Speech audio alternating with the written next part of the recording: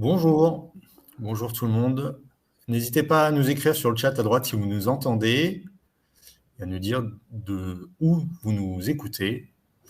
Je suis Elder, je suis votre modérateur pour ce webinaire et je suis en présence de David Escholzer qui est dirigeant de l'agence WAM et Bonjour à de tous. Olivier Sauvage qui est dirigeant de l'agence WEX qui est notre agence partenaire sur l'UX, donc l'agence Expérience. Le sujet du jour, donc, c'est le SEO et l'UX, et on va voir ensemble comment on peut engager et comment comprendre comment engager les utilisateurs dès les SERP de Google. On est là pour ça aujourd'hui, vous êtes là pour ça, pour nous écouter, et on va laisser encore quelques minutes pour que tout le monde arrive, 1 ou 2 minutes, et 9h15, on va essayer de démarrer à 9h17. Et si vous avez des questions tout au long de ce webinaire, n'hésitez pas à les écrire sur le chat que vous avez à votre droite. Moi, je vais les sélectionner en favoris et on les posera soit au cours du webinaire s'il y a des questions assez redondantes et insistantes. Donc là, je n'hésiterai pas à interrompre David et Olivier. Sinon, en toute fin, on essaiera de toutes les poser, parce que des fois, c'est difficile de toutes les poser. Mais je ferai en sorte de toutes les poser en toute fin. On prendra un temps, 5-10 minutes, pour répondre à vos questions et essayer d'échanger également sur les différentes problématiques que vous pouvez avoir, si c'est le cas. 9h16, encore 1 minute pour démarrer. Je vois qu'on est déjà pas mal de connectés. On est 68 pour le moment, donc on va attendre encore un petit peu. Voilà, je projette la première page et dès ton go, ouais, je vous dis. On attaquera. 69 personnes. On a des gens de Nantes qui nous écrivent. Bonjour Michel, donc de Nantes. Nous sommes à Lyon. Je vois qu'il y a Dan Bernier qui est là. Bonjour Dan. Hello Dan. On a même des gens de Suisse. Bonjour Quentin. Allez, 9h17, je propose qu'on démarre. On est 72 personnes connectées. Eh bien, c'est parti. Allons-y. David, on attaque. Olivier, vous. Bonjour à toutes et à tous. Je suis David Escholzer, gérant et fondateur de l'agence WAM. Et donc, pour m'accompagner, Olivier Sauvage de Wexperience, gérant et fondateur de Wexperience, spécialiste UX. Et c'est donc une rencontre de deux mondes, une rencontre de deux expertises, SEO d'un côté, UX de l'autre, qui est née il y a quelques temps et qui nous a permis de mieux agir sur l'expérience des utilisateurs dès les résultats de recherche de Google. Et notre objectif ce matin, c'est justement de vous montrer le fruit de cette rencontre. Alors d'emblée, et pour poser le décor dès cette première page, moi, si je vous décris la page de résultats de recherche, on va l'appeler la SERP, Search Engine Result Page de Google à droite, que vous voyez sous la carte de chaleur. Vous avez une requête, peu importe la requête, et des AdWords. Ça ressemble à une physionomie assez classique. Ensuite, vous avez des résultats organiques avec des foires aux questions qui sont directement sous les résultats organiques. Je vais les appeler les liens bleus classiques. Puis ensuite, vous avez d'autres questions posées. Ça, c'est la physionomie de la SERP. Mais comme on a la chance d'avoir Olivier et qu'on a utilisé une carte de chaleur, moi, j'aimerais qu'Olivier nous décrive ce que représente cette carte de chaleur et ce qu'il voit, ce qu'il analyse au-delà de la description que je viens de vous faire. Alors, d'abord, merci David pour m'avoir invité à ce webinaire et rebonjour à tous. Alors, la carte qu'on voit est une carte de chaleur, il faut le préciser, c'est une carte de chaleur de eye tracking, donc c'est une carte qui a été créée à partir d'un panel de 40 utilisateurs et un outil de suivi du regard sur l'écran et qui permet de voir en fait quelles sont les zones regardées sur une page. Là, sur un... Et rapidement, pour l'expliquer, les zones qui sont les plus en rouge sont les zones les plus regardées et les zones en vert les moins regardées. Et quand il n'y a pas de couleur, c'est que ce sont des zones qui ne sont pas regardées. Et là, on retrouve un schéma extrêmement classique en fait du eye tracking, qui est le fameux F pattern, le schéma en F. Tout simplement, vous l'avez deviné, parce qu'il a une forme de F, avec une particularité, c'est qu'il a plus de branches qu'un F. plus de branches horizontales, je veux dire. Et qu'est-ce qu'il montre, en fait, ce schéma? En fait, il montre un comportement très classique sur une liste, en fait, sur une page liste, ce qui est le cas d'une SERP de Google, où on voit qu'il y a une attention forte en haut de page qui diminue progressivement en bas de page. Donc, les gens ont tendance à lire les premières lignes, sautent ensuite du regard sur les lignes suivantes, lisent un petit peu, sautent ensuite quelques lignes, lisent un petit peu, et ça de moins en moins. Donc, on voit que l'attention est souvent, comme dans beaucoup de cas, en fait, est portée en haut de page. Et là, il y a une petite particularité sur laquelle je voulais attirer votre attention, c'est Eldar qui nous l'avait fait remarquer hier en préparant le webinaire. Vous apercevez qu'en fait, il y a une première ligne de concentration tout en haut de la page avec beaucoup de points rouges, ce qui est assez normal. Hein. Les gens ont tendance à regarder et à lire le premier résultat en haut de la page. Et on a une deuxième ligne un petit peu plus marquée, à mi-hauteur d'écran. Je ne sais pas si vous la voyez, avec quelques taches jaunes supplémentaires. Et c'est intéressant parce qu'en fait, on a un espèce de regain d'attention à ce niveau-là, qui traduit en fait un comportement typique des utilisateurs. C'est la tendance à vouloir éviter les publicités, donc les AdWords. Alors pourquoi ça se passe comme ça? Parce que tout simplement, les gens savent qu'il y a des publicités dans les pages de résultats de Google. Et il y a beaucoup de gens qui ont naturellement une sorte d'aversion à la publicité, et hop, qui l'évitent naturellement et qui vont aller regarder directement sur les pages de résultats organiques. Donc voilà. Effectivement, voilà. Merci beaucoup, Olivier. Effectivement, la deuxième ligne horizontale est bien le premier résultat organique de la page, et on reviendra sur des éléments. C'est ce genre d'analyse avec d'un côté le SEO, de l'autre côté l'UX, qu'on vous propose d'aborder ce matin. Voilà, il va y avoir d'autres exemples, bien sûr, nourris pour nourrir l'intervention. Alors, le comportement des utilisateurs, posons le constat, évolue sans cesse face à la SERP de Google, mais dès qu'on veut prendre finalement une décision d'achat en ligne, et voici les 5 principales tendances de la Search Experience, on va l'appeler comme ça, et surtout, ce n'est pas exhaustif, mais qu'on souhaitait vous transmettre ce matin. Alors, la première tendance, eh bien, c'est que la Customer Journey, le cycle décisionnel qui mène à un engagement, qui mène à un achat, un accomplissement, est de plus en plus complexe. Bien sûr, on pourrait se cantonner à Google, mais en réalité, je pense que vous le vivez chacun. Ici, c'est exacerbé. Ça n'est qu'un exemple, mais très actuel, je pense.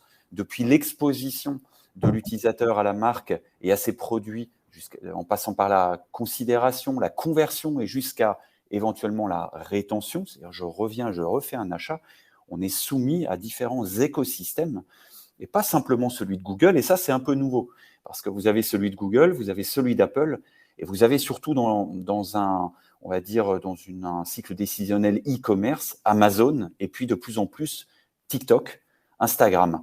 En tout cas, c'est pour cela que chaque écosystème met en place des fonctionnalités de plus en plus sticky, on va dire ça comme ça, pour garder l'internaute à tout prix dans leur écosystème. L'utilisateur, lui, et les annonceurs sont un peu pris en tenaille dans cette guerre de l'attention entre les titans du web, Google, Meta, Amazon, ByteDance avec TikTok. Mais la réalité derrière l'écran avant de passer un achat, eh bien, celle-ci, et c'est de plus en plus complexe d'obtenir l'attention de l'utilisateur. Elle n'a jamais été aussi volatile. Ça, c'était la première tendance. La deuxième tendance, là, c'est complètement issu du SEO et c'est Google qui communiquait, je vous ai mis le lien en bas en source, qui communiquait sur cette information-là précieuse. C'est que sur Google, on a des recherches, on formule des recherches de plus en plus précises. Vous le voyez à droite, hein, sur une recherche comme panneau photovoltaïque, voilà ce que nous dit Google. Entre 2016 et 2022, on voit des formulations de plus en plus précises. D'abord, on a appris à utiliser Google, donc on est devenu plus impatient. Olivier pourra nous parler d'impatience à d'autres moments autour des exemples de l'UX, de la vie de tous les jours. On est de plus en plus exigeant et tout doit aller plus vite, tout doit aller très vite, quand on le veut, comme on le veut. En découle une demande de plus en plus donc, précise. C'est des outils plutôt précieux pour les annonceurs pour adapter la production de contenu aux intentions des utilisateurs. Et ça, il faut vraiment l'avoir à l'esprit pour l'appliquer à son propre secteur d'activité. La tendance 3, eh bien, des demandes de plus en plus précises, mais qui cachent des intentions différentes. C'est un classique désormais, hein. Il n'y a pas de scoop ici. Quand vous êtes le plus à droite de ce schéma, eh bien, vous êtes dans une intention très proche de la conversion, c'est-à-dire je veux acheter, j'exprime clairement le besoin d'acheter. Par exemple, je veux acheter un siège auto du groupe 1. Puis quand je suis à gauche du schéma, je veux savoir où je veux faire. Je suis vraiment dans la découverte de mon besoin. Voilà, je cherche des informations. Pour l'instant, je n'ai pas forcément d'intention d'acheter. Jusqu'à quel âge peut-on mettre bébé dans un siège auto, par exemple? On sent qu'il y a quelque chose de latent, mais il n'est pas encore conscientisé. Et finalement, le fait de siloiser les cycles, les demandes par étape du cycle décisionnel qui mène à l'achat, eh bien, vous aide à mieux structurer votre stratégie. Et forcément, vous allez voir des comportements différents en fonction que vous soyez dans tel silo. Voilà. L'idée ici, hein, c'était pour un exemple pour la puériculture, c'est un framework, voyez-le comme ça, pour schématiser, simplifier ce qui peut être le cycle décisionnel de votre activité. Bien sûr, à vous de le granulariser et de l'adapter à votre secteur. La tendance numéro 3 qu'on souhaitait vous transmettre, en réponse à ces nouvelles tendances, à ce constat, eh bien, Google fait évoluer sa page de résultats de recherche, ses SERP, de façon de plus en plus contextualisée grâce à l'intelligence artificielle.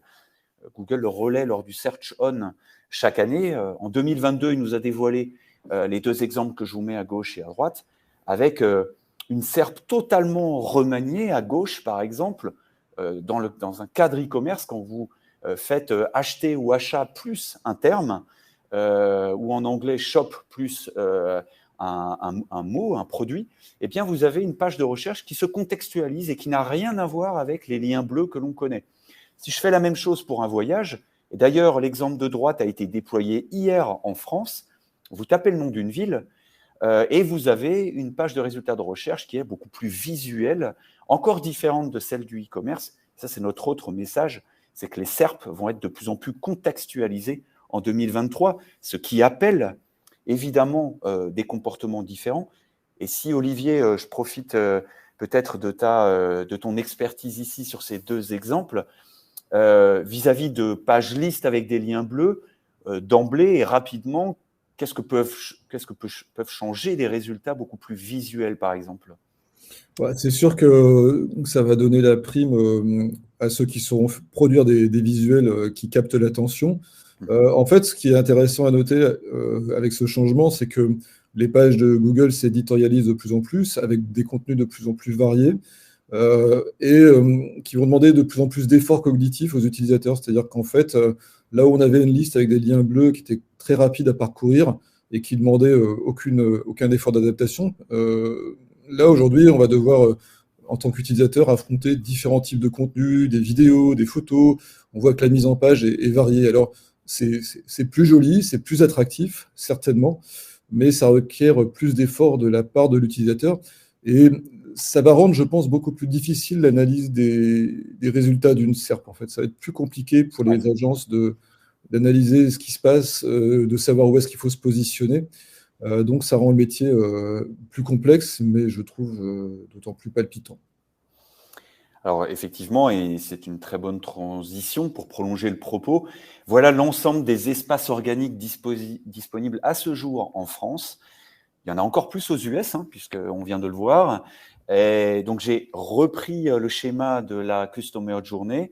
Et puis, j'ai listé, ce n'est pas du tout exhaustif, hein, les différents espaces organiques. J'ai aussi intégré les espaces payants. Mais on voit qu'il y a de plus en plus d'espaces. En découle finalement, et vous l'avez compris avec le propos d'Olivier, une attention de l'utilisateur qui est de plus en plus atomisée. Effectivement, quand il y a plus uniquement juste 10 liens bleus, finalement, on va exploser l'attention et ça va être beaucoup plus difficile pour les annonceurs de retenir l'utilisateur, son attention, mais son clic aussi.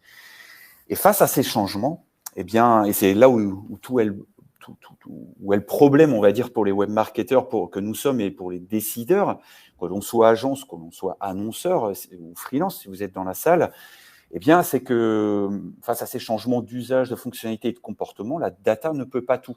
Bien sûr, on utilise tous Search Console, au moins Google Analytics. Bien sûr, on a l'habitude de monitorer notre visibilité, résultat de notre travail par ces outils-là. Mais ce n'est plus suffisant dans un contexte aussi changeant parce que les données sont échantillonnées, parce que, on le sait, elles sont inexactes, elles ne sont pas exhaustives. Et puis, elles sont moins nombreuses aussi, notamment par rapport aux contraintes RGPD. Je ne juge pas, je fais le constat que le web marketeur a moins de matériaux sous la main. Et face à la faiblesse de cette donnée, on va le voir de façon beaucoup plus concrète, eh bien, tel qu'on a pu le tester avec Olivier, faire parler l'utilisateur, ça devient justement, on va dire, un levier de fiabilité dans ce contexte d'incertitude.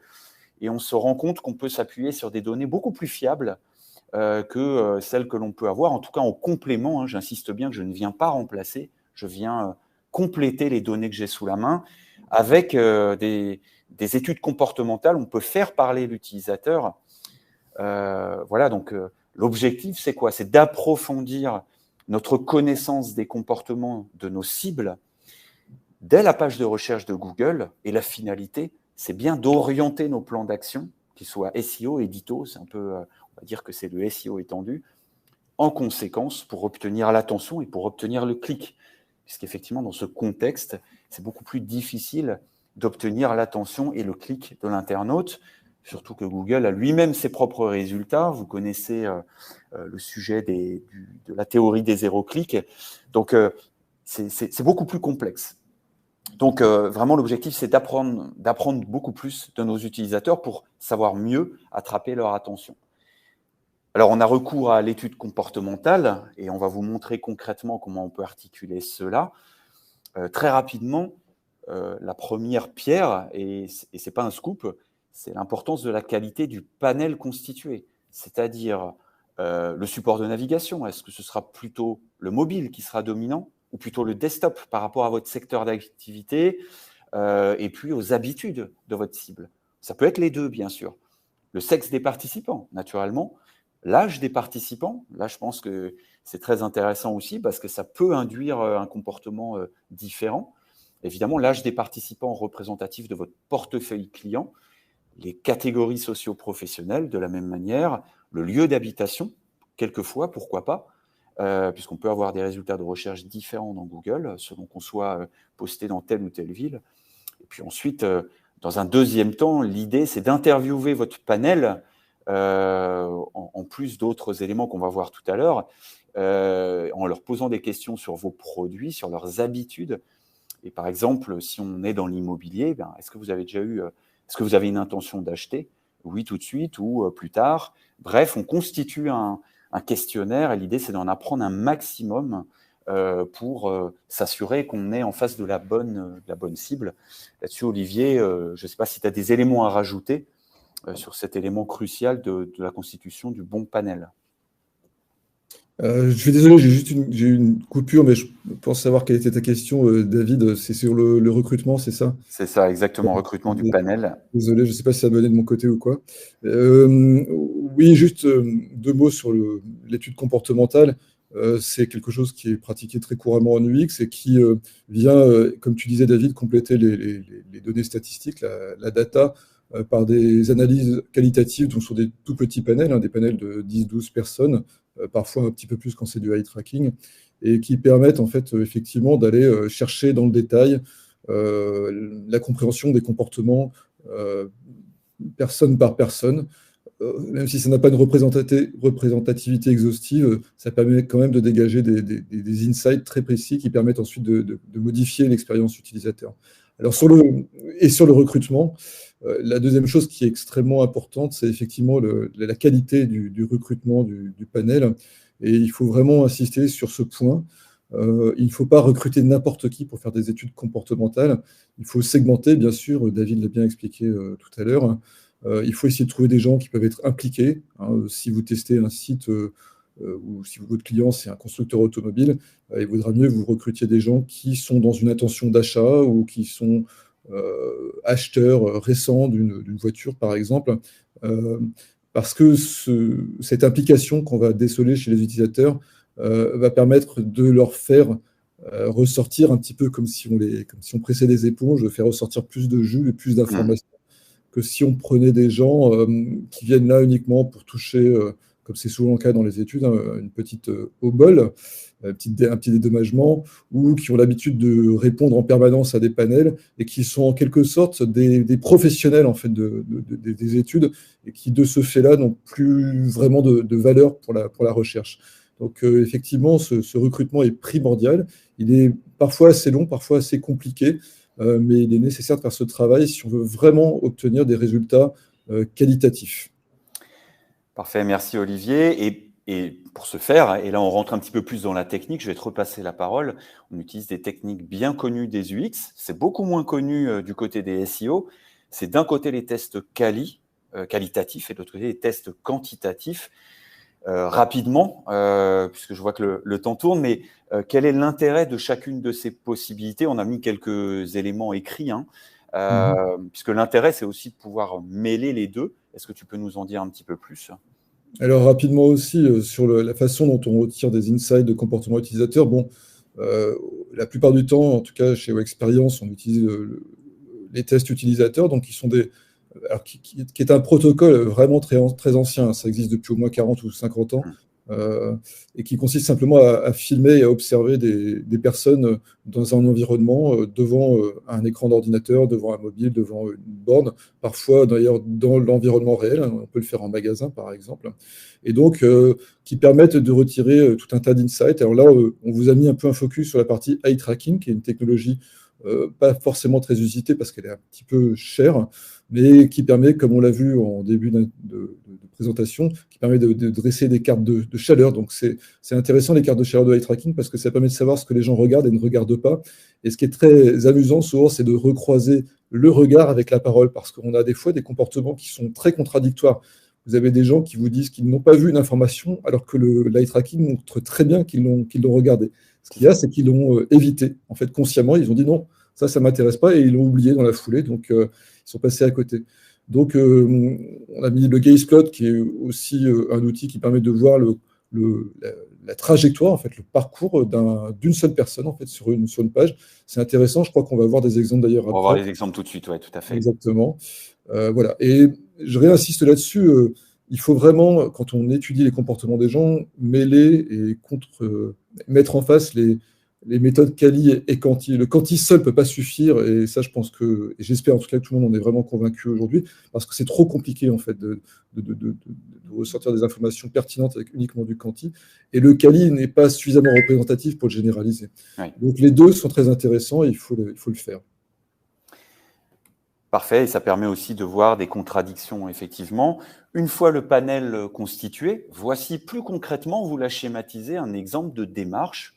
C'est un exemple qu'on a pu faire, mais ça peut prendre une autre forme aussi. On propose une tâche à un utilisateur, le plus à gauche. Je vous laisse la lire. On analyse sa requête en temps réel sur Google. On observe son comportement face à la page de résultats de recherche de Google. Vous avez bien compris qu'on fait des scénarios selon les étapes qui mènent à la conversion, donc les différents silos de la Customer Journey. Voilà, en fonction de l'intention de recherche, et on l'interview à l'aide de questions. Donc effectivement, comme vient de le dire Olivier, d'un côté, on observe un comportement, de l'autre côté, on l'écoute, et on mêle finalement, comme vient de nous le rappeler Olivier, les deux, parce qu'on peut aussi y trouver des contradictions.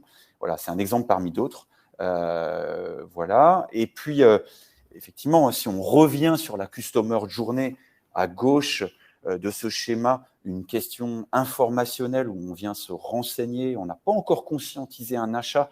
Tout à droite, on est beaucoup plus sur les deux derniers, donc on est sur mobile, sur les deux derniers exemples, on est par contre sur une demande qui est transactionnelle avec une volonté d'achat, et l'avant-dernière en orange, elle est même sur un achat de proximité, c'est-à-dire impliquant une localisation. Et là, c'est très intéressant parce qu'on a des comportements de navigation, d'attention, puisque Olivier va nous rappeler ce qu'est un gas plot. Mais en fait, finalement, l'utilisateur n'est pas si prévisible. Et ici, en fonction de l'intention, on voit différentes choses. Est-ce qu'Olivier, rapidement, tu peux nous montrer, nous décrire un peu ce que tu y vois? Ouais, alors moi j'aime beaucoup les gaze plots parce qu'on a vraiment l'impression que ça révèle la pensée et l'intention de l'utilisateur. Rapidement, ce sont en fait des cartes qui montrent le parcours du regard sur une page. Et donc à chaque point, c'est une fixation. En fait, c'est le regard qui se pose quelques instants. Alors quand on dit quelques instants, c'est quelques millisecondes. Plus le point est gros, plus l'attention est restée fixe sur ce point-là. Et les lignes qui relient les points sont la trajectoire du regard. Et donc, ces différents exemples montrent un peu les comportements qu'on a, qui sont en apparence d'ailleurs un petit peu chaotiques, parce qu'on ne voit pas, les points sont numérotés, et vous verrez qu'il n'y a pas d'ordre apparent. En tout cas, quand on regarde ça comme ça, il n'y a pas d'ordre apparent. Alors qu'en réalité, ce parcours répond à une stratégie d'utilisateur dans le cadre d'une recherche d'information. Donc, cette stratégie, elle est définie par tout son passé, toute sa culture, toute sa façon de faire habituelle, tout ce qu'il voit sur le web. Et à nous, UX designers, de tenir compte de ces stratégies pour optimiser nos pages. Ce qu'on ne peut pas faire sur la serve de Google, malheureusement, c'est dommage. Mais là, ce qu'on voit, c'est qu'il y a effectivement différentes choses qui ressortent. Alors, à gauche, on voit que c'est plutôt les hauts de page qui sont privilégiés, ce qui est assez normal, on l'avait déjà vu auparavant.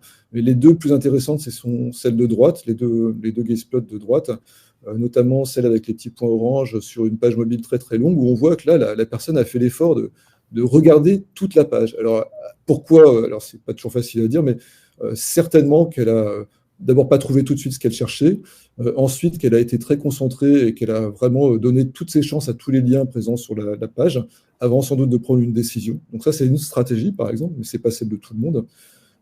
Et sur le deuxième gaze plot qui est complètement à droite, ce qui est intéressant, c'est de voir qu'on a un regain d'attention si à un moment donné, au milieu de la page, enfin plutôt vers le bas de la page, sans doute qu'à ce moment-là, la personne est tombée sur quelque chose qu'elle était en train de chercher. Alors, est-ce qu'elle a cliqué ou pas sur le lien? Ça, je ne peux pas le prédire, il faudrait croiser avec une carte de clic. Mais on voit qu'en fait, la prime n'est pas forcément aux choses qui sont en haut de la page. C'est ça qui est, je trouve, intéressant qu'on peut voir dans ce genre de schéma. Tout à fait. Là, c'est les AdWords. Ici, c'est l'organique. Et ici, il y a les People Also Ask. Donc, les autres questions posées à l'internaute. C'est intéressant ce que tu dis parce que je pense que ça a joué son rôle de venir repréciser, aider l'utilisateur à repréciser sa question. Ouais, tout à fait.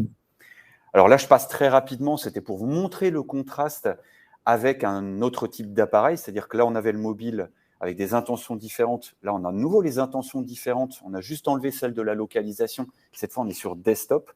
Alors, je vais passer rapidement parce qu'on a encore beaucoup de choses à vous dire. Mais juste une petite remarque quand même parce que c'est intéressant. Olivier, ouais. Sur desktop, on voit que les gens passent un peu plus de temps à lire. Ça, c'est les lignes horizontales, les grappes de points horizontales montrent bien que sur desktop, on lit un peu plus. Sur mobile, on pique hors du regard. Et il y a une étude qui est sortie il y a quelques années qui montrait que les gens ne lisaient même pas les mots en entier. En fait, ils lisent juste le début des mots. Et ça leur suffit de savoir s'il y a la bonne information ou pas la bonne information.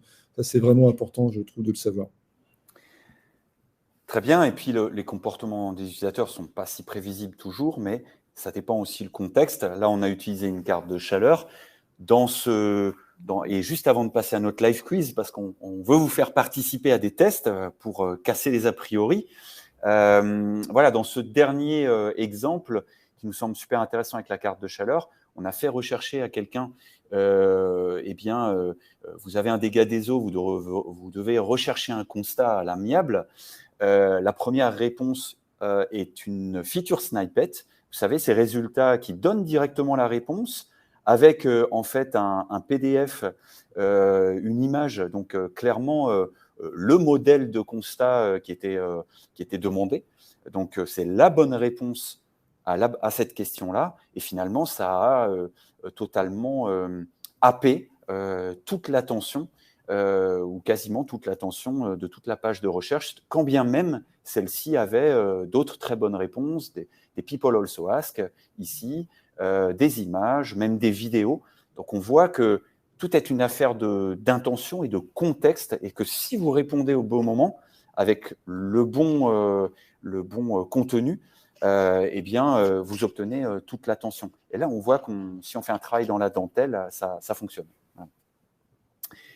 Je vous propose de passer au live quiz, parce qu'on souhaitait quand même, le temps passe, et on souhaitait vous faire participer à une expérience. Est-ce que vous saurez anticiper le comportement de ces utilisateurs? Donc, je vais vous poser une question.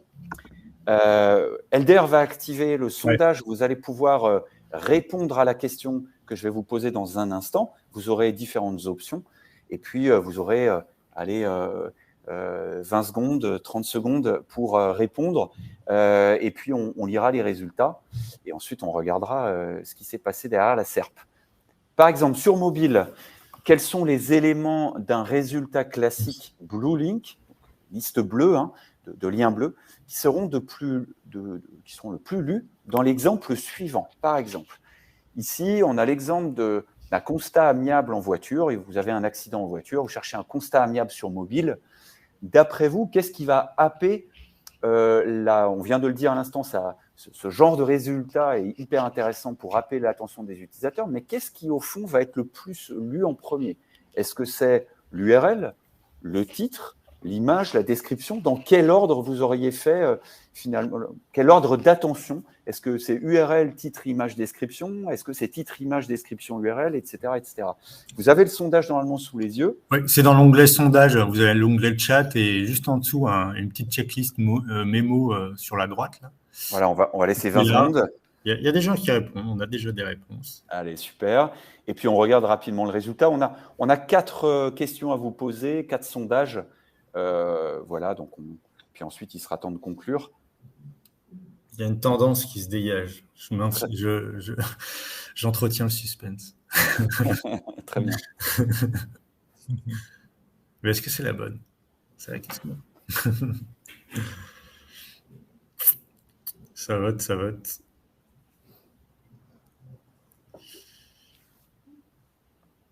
Ça semble se stabiliser. Je pense qu'on peut donner la réponse. Eh bien, je te laisse clôturer et montrer les résultats. Ouais. Fermez les votes. Est-ce que vous voyez les résultats? N'hésitez pas à le dire en chat. Je pense que oui. Les votes ont été partagés. Ouais. Donc, alors, le premier élément qui se dégage, c'est le title, description, URL, image. Ouais, donc title, description, URL, image d'abord. Okay. 71% des personnes. Et ensuite, c'est image, description, title, URL pour 17%.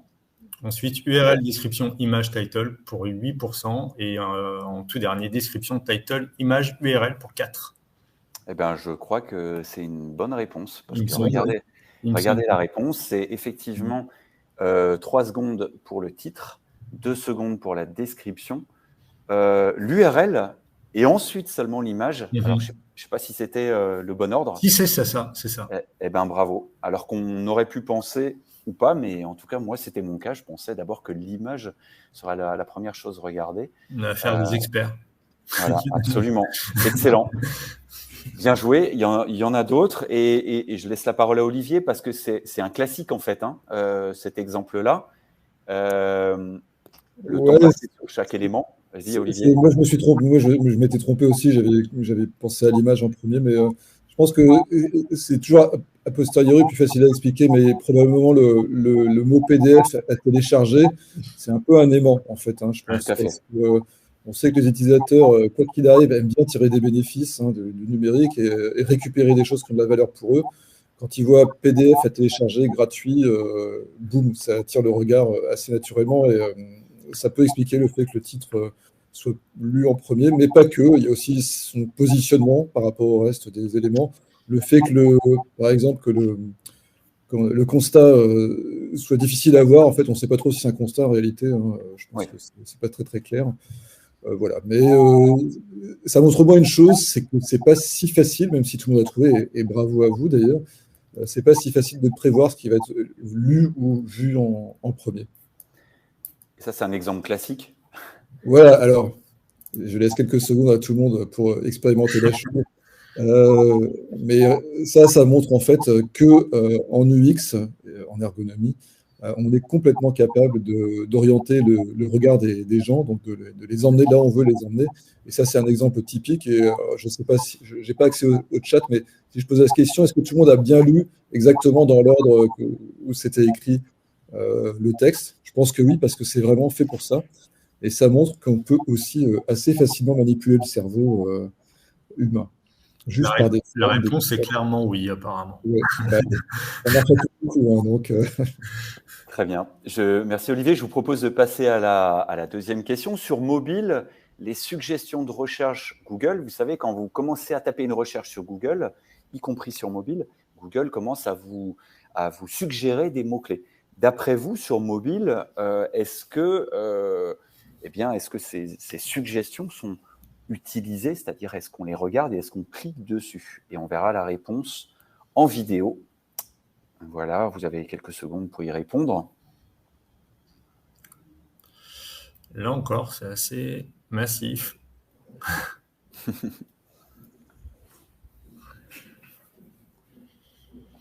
On essaiera d'accélérer sur les derniers pour aller au bout du quiz. Bon, on peut fermer le vote, je pense qu'il y a une tendance. On est sur du 3/4 oui et 72% oui et 28% non. Eh bien, on regarde la réponse en image. Donc là, c'était une recherche, désolé c'est comment nettoyer un bijou en argent. Les prochaines vidéos seront un peu plus claires. Et on voit bien le regard de la personne.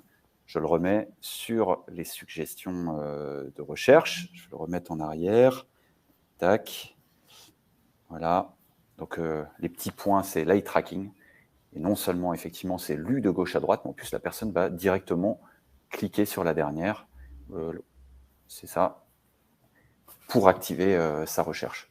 Donc, on a effectivement affaire à des experts, puisque c'est tout à fait utilisé dans ce domaine.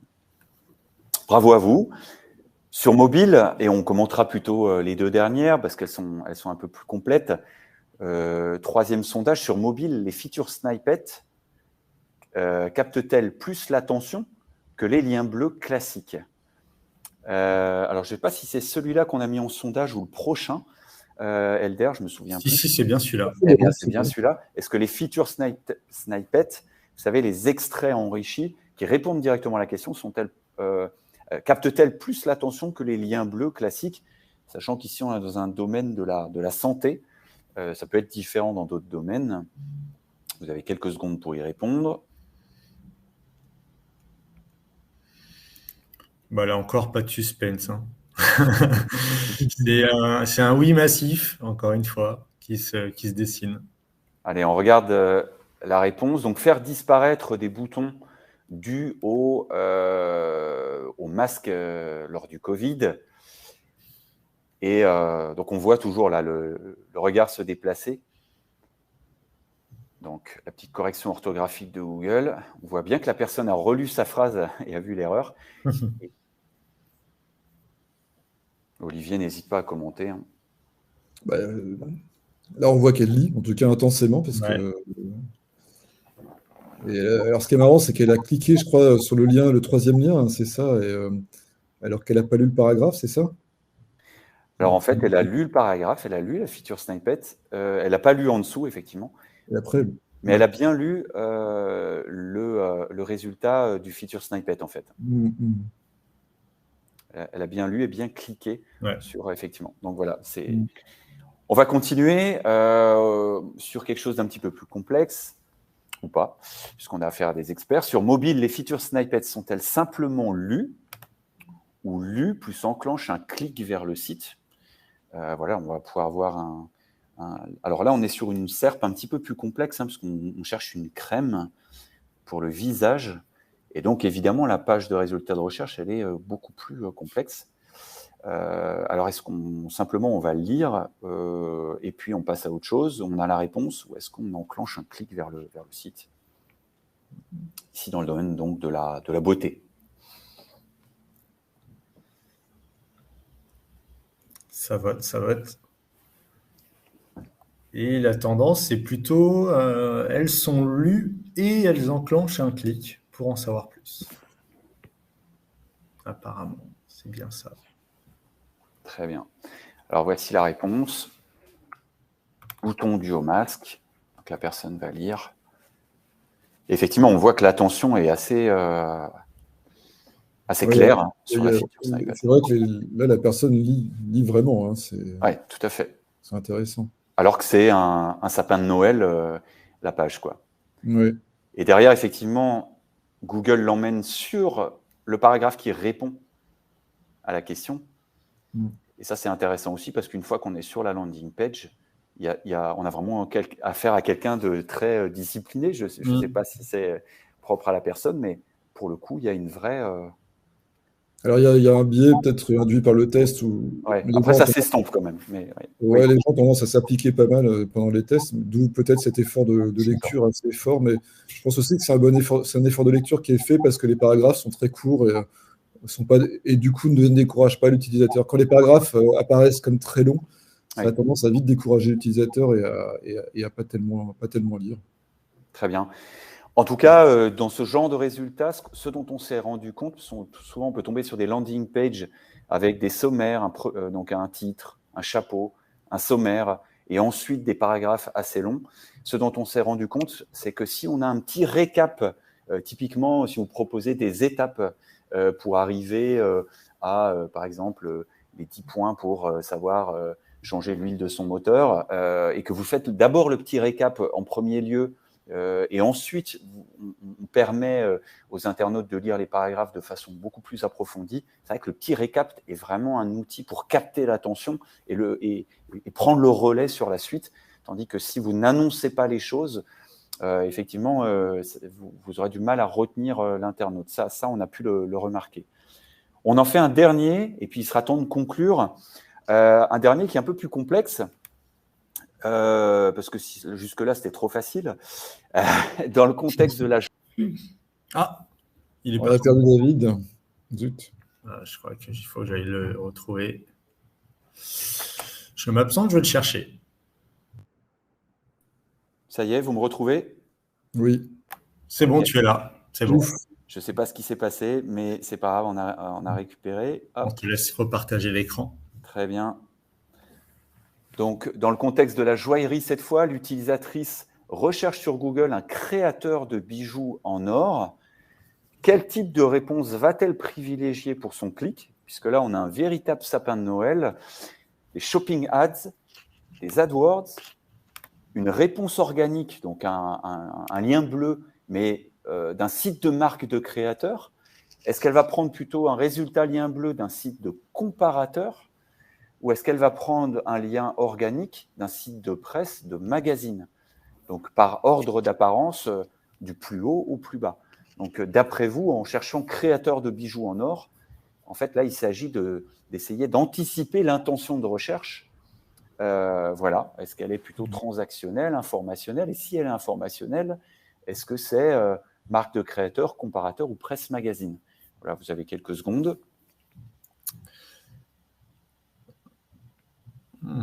Ça vote, ça vote. Et on pourra tout juste conclure en quelques minutes derrière. Là, la tendance, c'est organique site de marque de créateurs pour 78% des gens. Et shopping ads pour 15%. Et on a organique site comparateur pour 5%. Et organique site de presse magazine, 5% également. Bien, on terminera en beauté. Voici le résultat. Donc, créateur bijoux en or. Donc, le regard, toujours, est matérialisé par les petites pastilles. C'est intéressant parce que la personne a regardé le carrousel, s'en est vite désintéressé, regarde les AdWords, s'en est vite désintéressé, passe complètement à côté de Local Map, puisqu'elle n'avait pas l'intention de se rendre dans un shop. Voilà, un lien de créateur, un deuxième lien de créateur. Elle est passée encore après un autre créateur, et puis voilà, toujours pas. Et puis à la fin, en 10e lien bleu, en bas de page, Vogue, et c'est bien le magazine de presse pour le coup. Là, je suis content parce qu'on a quand même réussi à vous berner, plutôt les utilisateurs. Mais c'est typique de la difficulté d'anticiper finalement l'intention qui se cache derrière l'utilisateur. Et là, en l'occurrence, c'était bien de l'informationnel. La personne recherchait des idées. D'ailleurs, vous voyez, derrière, elle prend vraiment soin de lire les différents créateurs, ce qu'ils proposent. Voilà, mais sur un site de presse, parce qu'elle avait besoin d'avoir un listing. Elle est vraiment au début d'entonnoir, ce que je vous ai montré tout à l'heure, le plus à gauche possible. pour se faire une première idée, collecter de premières infos, et puis peut-être qu'il y aura un achat plus tard. Voilà. Donc ça, c'est assez intéressant, et c'est le type d'a priori qu'on peut casser uniquement grâce à des tests utilisateurs, et ce n'est pas évident, évidemment, à anticiper. Voilà, on arrive à la fin, et voilà les messages qu'on souhaitait vous passer. Le rôle des tests utilisateurs, c'est précisément de dépasser les a priori. On a fait des tests assez simples. On peut aller beaucoup plus loin dans la quête de la collecte d'informations, bien sûr. Et tout l'intérêt de ce genre d'études, c'est justement d'arriver aussi à voir des comportements qu'on ne verrait pas autrement, et surtout à collecter un matériau qui devient alors un véritable levier opérationnel. Voilà quelques exemples de leviers. C'est surtout pas exhaustif, et tout dépend de ce que vous souhaitez rechercher. Mais je le répète, l'intérêt, c'est pas simplement de se faire plaisir, mais bien d'aller collecter de l'info qui vont nous permettre d'adapter notre façon d'aborder le SEO. Par exemple, est-ce qu'il vaut mieux mettre un effort sur le top 3 ou sur l'effort en deuxième partie de première page de 4 à 10 ? Et comment on va investir différents formats de contenu qui mènent à la conversion ? Quel est le poids de la marque ? Est-ce que la marque est importante dans mon domaine pour obtenir le clic ? Quand bien même je suis très bien positionné dans Google ?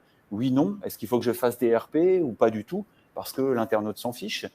Souvent, on remarque que plus vous êtes dans un domaine proche du portefeuille ou de la santé, plus la marque va être un déclencheur du clic. Donc, la position ne fait pas tout. Est-ce qu'on va devoir affiner notre stratégie locale, parce que l'intention et l'attention de l'utilisateur se portent sur le local pack, avec la volonté d'aller à la rencontre de l'annonceur dans un point de vente. Levier 5,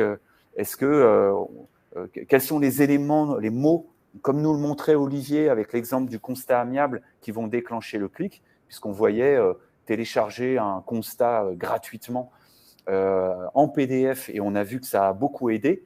Voilà, il y a plein d'autres exemples possibles, mais l'idée est bien de collecter de l'information qui va vous permettre d'être beaucoup plus dans la dentelle en SEO et d'obtenir plus de clics.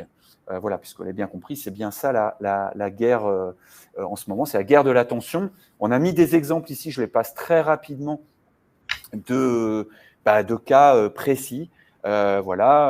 Inclure un vous dans le texte et dans le title, la description pour être plus authentique.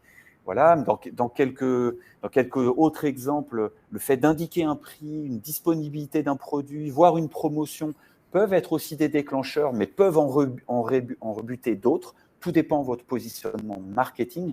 Et ce sont tous ces détails-là, finalement, mis bout à bout, qui vont faire que vous obtiendrez plus de clics à partir d'une position en page 1 de Google.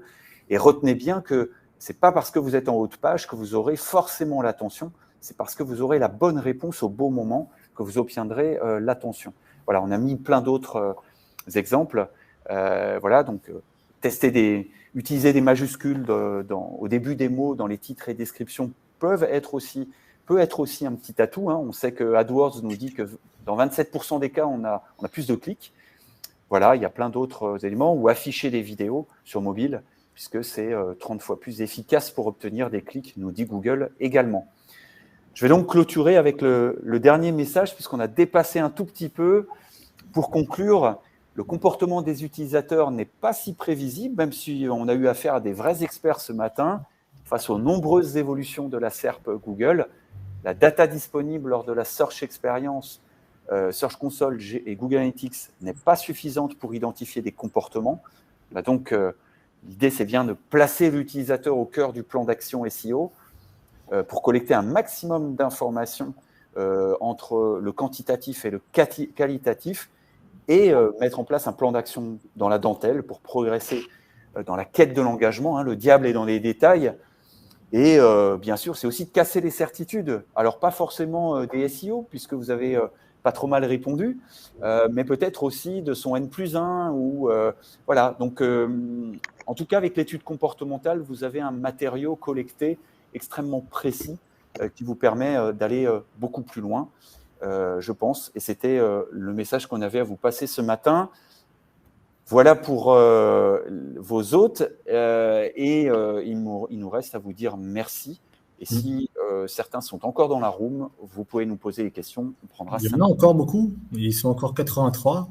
Eh bien, on pourra répondre aux questions. On a été même jusqu'à plus de 100 aujourd'hui. J'ai mis en favori quelques questions. Donc c'est un sujet qu'on n'a pas abordé durant la présentation, mais c'est Hélène qui nous demande ce qu'il en est du vocal dans l'expérience utilisateur. Est-ce que vous avez déjà rencontré ça durant des tests et qu'est-ce que ça révèle? Je crois qu'Olivier aura une très bonne réponse. C'est beaucoup intéressé à la question. Oui, alors le vocal, pour WebExperience avait fait une étude sur les enceintes intelligentes quand il y a eu le buzz à ce niveau-là, et on avait pas mal étudié en fait le niveau de capacité des IA à comprendre les demandes des utilisateurs. Alors le vocal, depuis quelques années, n'a pas vraiment beaucoup évolué, malgré les moyens qui ont été déployés. Donc aujourd'hui, le vocal... alors je ne sais pas si vous parlez vraiment de la recherche vocale. Oui, c'est ça. C'est le vocal search. Ouais, vocal search. Alors aujourd'hui, la reconnaissance vocale à ce niveau-là, elle est plutôt bonne. Il n'y a pas de problème puisqu'elle est retranscrite à l'écrit et après, ce sont les algorithmes de recherche qui vont faire des recherches. Donc là, ce n'est pas très original. Je voulais juste mettre un bémol, mais c'est finalement pas tellement le sujet, sur le fait que on a beaucoup tablé sur des conversations vocales il y a quelques années en se disant ouais, avec l'IA, ça va être facile. Et il s'avère que ça fonctionne pas du tout, que c'est beaucoup trop compliqué, que c'est ingérable. Mais en revanche, ce qui est sûr, c'est que quand vous l'utilisez comme moyen d'interagir avec un téléphone, par exemple, où c'est très pertinent, ça fonctionne très bien. Il n'y a pas de souci, la reconnaissance vocale fonctionne très très bien. Et une fois qu'une phrase est reconnue en français ou en anglais ou dans n'importe quelle langue, elle peut être passée très simplement à Google et la recherche fonctionnera comme une recherche normale. C'était une recherche en France, Olivier, c'est ça, hein? Oui, on a fait une étude en France. On voulait tester un peu Alexa, on voulait tester Google. On n'a pas testé Siri parce que Siri était en retard à ce moment-là. Et en fait, on s'est rendu compte que, en tout cas, pour tout ce qui était exécution d'actions un peu complexes, les interfaces vocales étaient vraiment perdues. Mais là, c'est peut-être plus un sujet d'agent conversationnel que vraiment interface vocale. En tout cas, je me suis peut-être pas bien exprimé, mais ce qui est sûr, c'est que la reconnaissance vocale en tant que telle fonctionne très très bien de nos jours. Ça, il n'y a pas de souci. Vraiment, des phrases et des textes entiers peuvent être reconnus en vocal et bien réécrits. Et donc, ça permet de faire des recherches sans aucun problème. Et je pense que c'est très utilisé aujourd'hui sur mobile. En revanche, voilà, si on parle d'agents conversationnels, où là, vraiment, on aurait des conversations vocales, ça fonctionne beaucoup plus mal aujourd'hui. Il me semble que c'est en Inde où la recherche vocale est beaucoup plus développée qu'en France. Et là-bas, ils ont vraiment pour habitude de formuler des requêtes oralement. Ils vont sauter le pas vers ce nouveau paradigme, on va dire. Et là-bas, c'est beaucoup plus développé par contre. Bah, c'est peut-être une question de comportement social, forcément à l'aise, infrastructure aussi, à l'aise de parler devant un téléphone. Nathalie qui pose la question, est-ce qu'on peut créer soi-même une feature snippet? Oui, oui, complètement. Comment on s'y prend? D'abord, le point de vue de Google, même s'il est un peu générique, je vous le donne quand même, sont sélectionnés en feature snippet.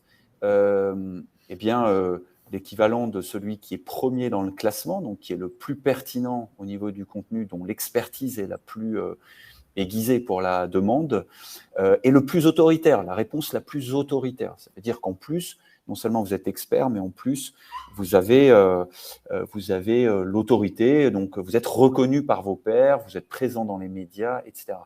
Après, si on vient de façon un petit peu plus concrète et micro à votre question, c'est aussi une question de calibrage. Ça veut dire que dans votre contenu qui va faire, par exemple, 4500 caractères, c'est un format qu'on aime bien, 3 feuillets, 750 caractères, pardon, 3 feuillets,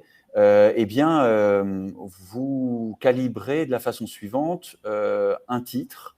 Ensuite, vous faites 500 caractères à peu près de description, paragraphe, ou une liste à points ou une liste numérique, 1, 2, 3, 4, 5 par exemple. Voilà, si vous tenez le tout à peu près en 500 caractères et qu'en plus vous êtes déjà bien positionné dans Google, lorsque la question sera posée, c'est Google qui va venir vous attraper votre réponse et c'est vous qui allez avoir la préférence de la feature snippet. Alors ça, Google l'affiche surtout sur les questions. Quelquefois, on peut l'obtenir sur des mots, voilà, mais en général, ça se fait plutôt sur des questions. Donc, c'est vraiment une question de calibrage et d'autorité par l'expertise. Donc, encore une fois, il faut déjà avoir un bon positionnement. Pour préciser la réponse à Nathalie, par contre, on ne peut pas aller soumettre un texte à Google et dire « je veux qu'il s'affiche en feature snippet ».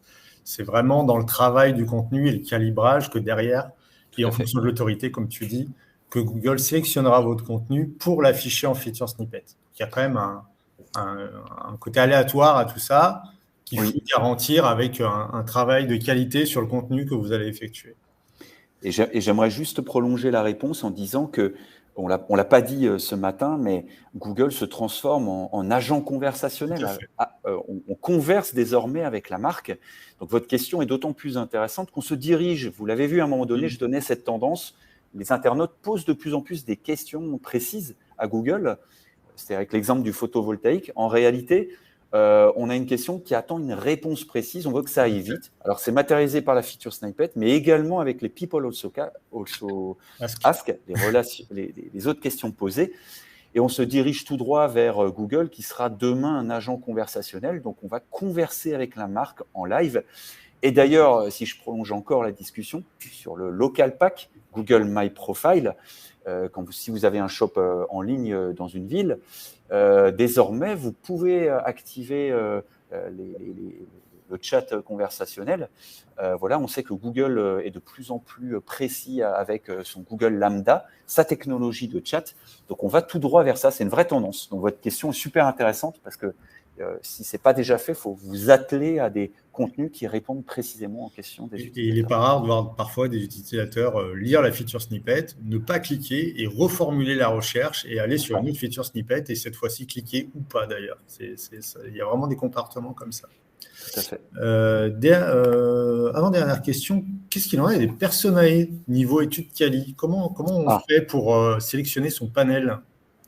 Alors, moi, j'aimerais juste apporter une précision avant, Olivier, si ça ne t'embête pas.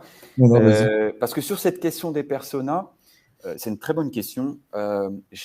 Personnellement, alors c'est un avis vraiment qui revient du terrain, et c'est le mien, donc vous avez le droit de ne pas le partager.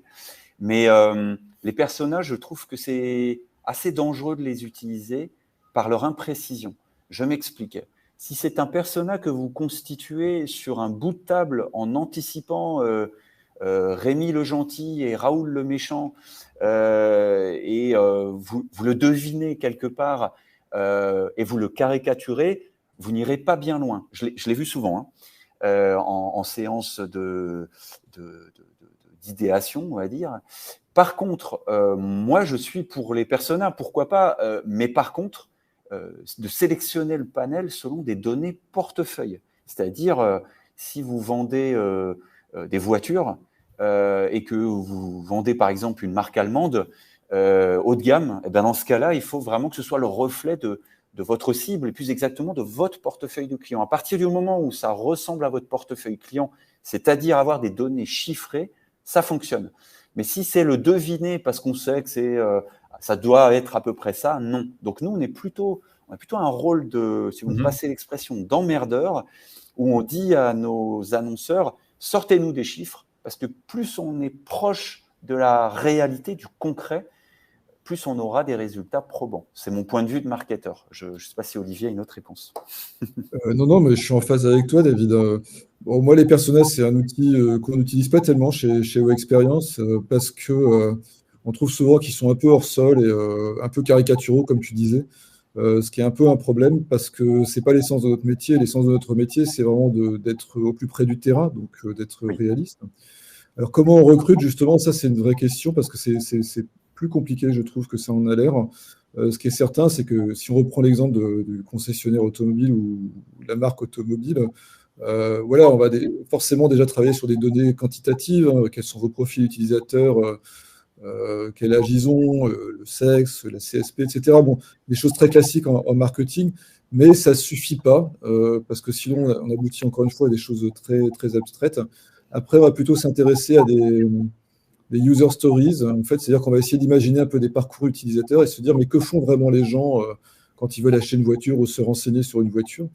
Et là, on voit que ça devient compliqué parce qu'on ne peut pas, par exemple, analyser toutes les intentions dans un parcours d'achat. Il y a des intentions qui évoluent au fur et à mesure de l'achat. J'étais en train de lire un livre là-dessus ce matin que je vous recommande, qui est le bouquin de Tony Fadell, qui est l'inventeur de l'iPhone et de l'iPod, enfin un des inventeurs en tout cas, et qui parle bien de ça. Et en fait, quand on s'intéresse à ces personas, à ces utilisateurs, on a intérêt à les regarder sur toute la durée de vie en fait, de l'achat. La durée de vie, ça va de la prise de conscience de la marque jusqu'à l'abandon de l'objet qu'on a acheté. Mais bref, pour revenir à ce qui est plus concret, l'idée, c'est vraiment de se dire, voilà, qu'est-ce qu'on veut vraiment tester sur notre site ou sur notre app? Qu'est-ce qu'on veut vraiment regarder? Ça va vraiment beaucoup déterminer votre panel. Et si vous avez envie d'améliorer, par exemple, votre taux de conversion, c'est-à-dire d'acquisition, par exemple, là, vous allez plutôt aller chercher des gens qui sont OK en intention d'achat d'une voiture, mais qui y pensent comme un projet vague, lointain. Par contre, si vous voulez tester peut-être des gens qui ont déjà pris la décision d'acheter une voiture, mais que vous voulez voir un petit peu comment on peut les faire basculer dans la vente, vous allez prendre des gens qui sont à 1 mois, 3 mois, qui ont déjà fait des devis, etc. Et c'est plutôt ça, je trouve, qui va vous aider à déterminer votre panel, plutôt que des données sociodémographiques qui sont peut-être super au niveau de la direction générale du marketing, mais pas très, très intéressantes sur le terrain, parce que c'est pas des données sociodémographiques qui vous aident à comprendre les utilisateurs, c'est vraiment d'aller en fait au fin fond de leur esprit, j'exagère un petit peu, mais au fin fond de leurs intentions, en fait. C'est ça qui est intéressant à comprendre, et c'est là-dessus qu'on va arriver à faire ressortir des enseignements qu'on n'aurait sans doute pas si on avait des panels un peu trop vagues, du genre je prends 3 femmes, 3 hommes, une de 35, une de 40, etc., parce qu'au final, ça fait pas beaucoup de différence. Par contre, quand vous avez des gens qui oui, moi j'ai déjà regardé X marques, j'ai déjà fait des devis, j'ai utilisé des configurateurs, je sais à peu près quel véhicule je veux. C'est pas la même chose que des gens qui disent oui, mais moi je voudrais acheter une voiture, mais j'ai pas les moyens, et puis ça coûte cher, et puis voilà, c'est pas pareil. Donc c'est un peu comme ça qu'on va constituer entre guillemets des personas, et en tout cas qu'on va recruter un panel pour faire du quali. Et c'est important ce que tu dis, parce que au départ, c'est vrai qu'il y a un vrai effet waouh quand on fait une étude d'abord avec les guest plots et avec les cartes de chaleur, mais pratiquement, personnellement, c'est pas ce que j'ai trouvé le plus intéressant. Ce que j'ai trouvé le plus intéressant, c'était les verbatim. Et donc, pour m'appuyer sur ce que tu dis, l'importance de recruter les bonnes personnes sur des données portefeuille, c'est que derrière, quand vous interviewez, passez les tests sur les SERP, il y a un nombre de réponses qui ressortent, un matériau vraiment extrêmement précieux. On a mené ensemble avec Olivier dans le domaine largement dans la finance, on peut pas trop en dire, mais ce sujet-là, et ce qui ressort des verbatim et des interviews est beaucoup plus intéressant encore que ce qu'on voyait sur les comportements sur la SERP. Et pour le coup, on a été remis à notre place en tant que SEO sur pas mal de certitudes que l'on avait. Par exemple, je vais vous en donner un.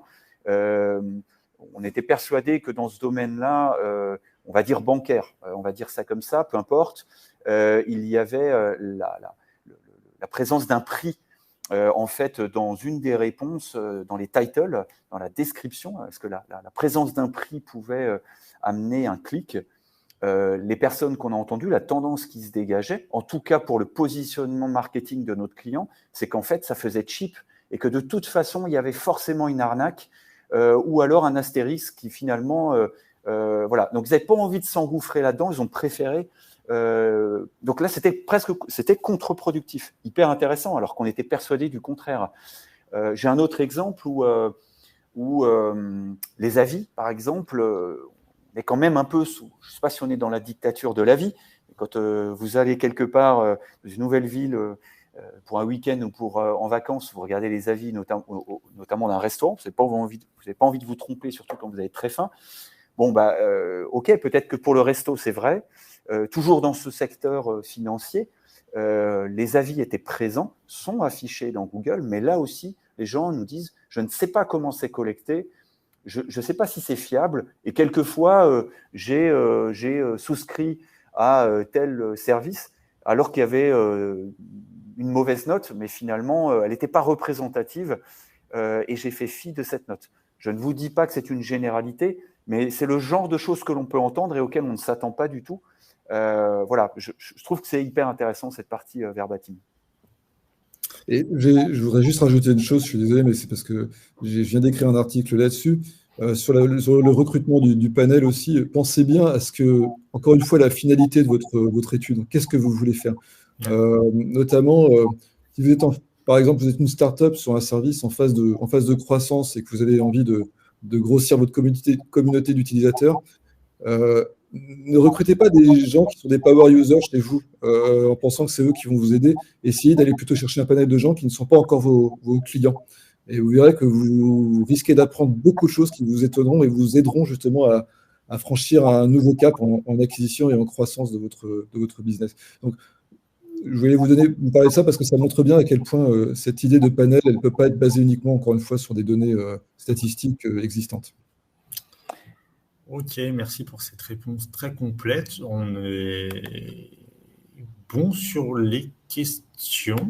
Moi, j'avais une question qui était celle de est-ce qu'on peut parler de discipline SXO aujourd'hui? Est-ce qu'il y a une sorte de... Est-ce qu'il existe des designers de SERP sur Google et quel est votre avis sur cette question-là, sur cette tendance certains en parlent, certains parlent de SXO et voilà, je voulais avoir votre avis. Je ne sais pas, l'idée, c'est pas de dramatiser la question, mais effectivement, si ça permet, cet acronyme permet de prendre conscience que l'UX est importante dès la search experience, dès Google, ok, je suis pour. Là où je suis moins pour, c'est que d'expérience, et en tout cas, ce n'est pas notre vision du SEO, qui est pour le coup très étendue. Je crois qu'on ne peut pas tout demander à un SEO, quand bien même c'est un couteau suisse. En tout cas, moi, mon expérience avec Olivier et ses équipes, avec Wexperience, c'est que c'est bien la rencontre de deux expertises affirmées, très verticales, qui va produire un résultat intelligent. Typiquement, et j'espère que c'est ce que l'on a montré ce matin, l'utilisation de la bonne méthodologie.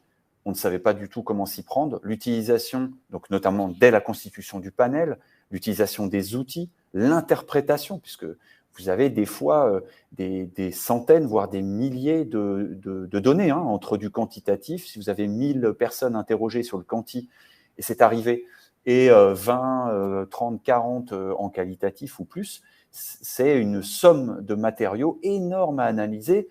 Et là, c'est de la science comportementale. Après, je laisserai Olivier compléter, mais pour moi, je ne me sentais pas du tout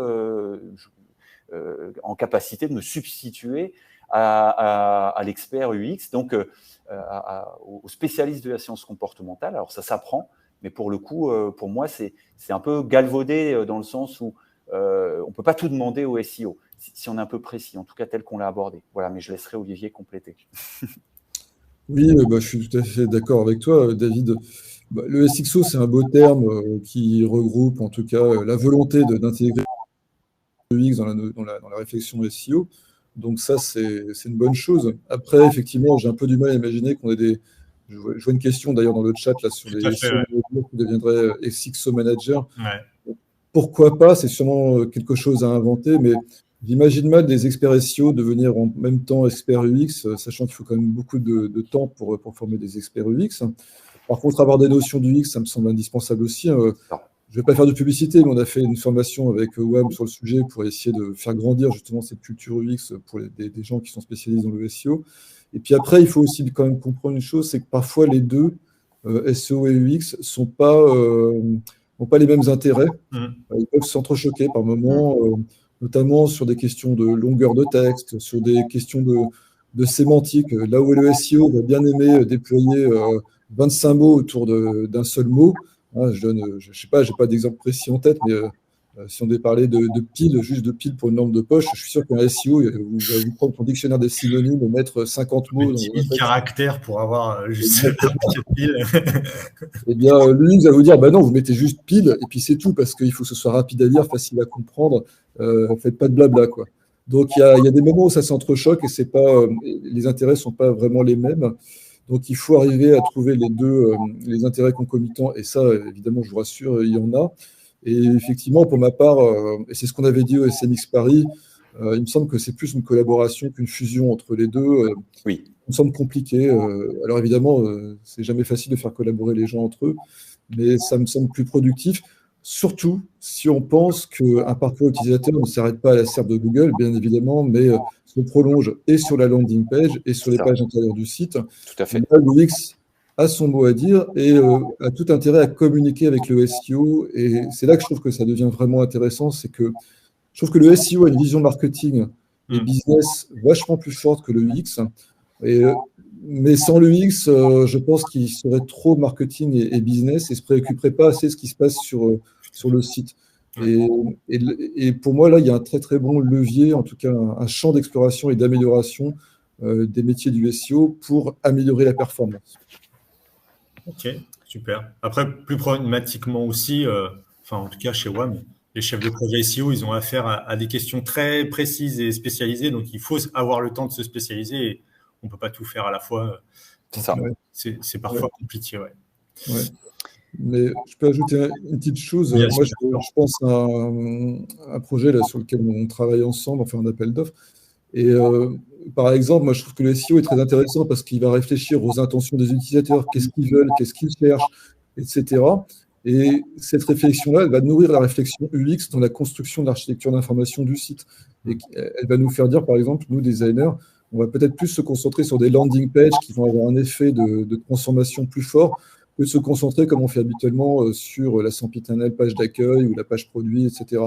Donc voilà, en fait, les deux métiers peuvent se nourrir l'un l'autre et être profitables à tout le monde. Tout à fait. Ok, mais je crois qu'on a fait le tour des questions. À moins que vous ayez autre chose à rajouter, je pense qu'on peut libérer tout le monde. Merci déjà. Ouais, merci à tout le monde d'avoir assisté à ce webinaire. Si vous êtes arrivé en cours, il y aura un replay.